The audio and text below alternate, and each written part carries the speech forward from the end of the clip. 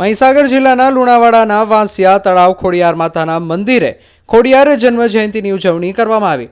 આ પ્રસંગે હજારો માઈ ભક્તો મંદિરે દર્શનાર્થે ઉમટી પડ્યા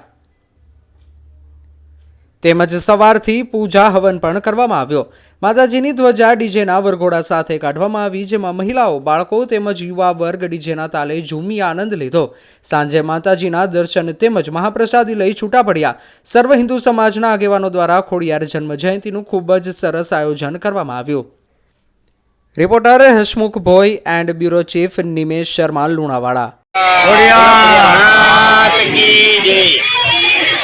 અમે સર્વ સમાજ થકી અમોને દરેક સર્વ સમાજમાંથી અમોને 2022થી અમો ખોડિયાર જયંતિનો ઉત્સવ મનાવીએ છીએ અને અમો સર્વ સમાજ થકી જ અમે મનાવીએ છીએ। સર્વ સમાજના અમે બધા ભેગા થઈ હળી મળી રહીએ છીએ અને સર્વ સમાજ થકી કે જે દર વર્ષે એક પ્રોગ્રામ ખોડિયાર જયંતિ આવે છે અને સાથ સહકાર અમને ખૂબ તરીકે મળે છે।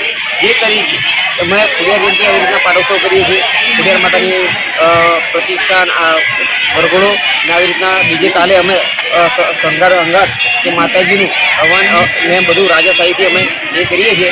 અને આ વર્ષો પુરાણી જે ખોડિયાર માતાજીનું મંદિર છે એ બહુ વર્ષો જૂનું અને પુરાણું મંદિર છે। 2022થી અમે શરૂઆત કરેલી અને 2024થી અમને સર્વ સમાજથી અમને શુભ શરૂઆત મળી અને આ જે સમાજમાં છે તે રાવણ સમાજ, જોગી સમાજ એ અત્યારે હાલમાં એ લોકો સેવા કરી રહ્યા છે।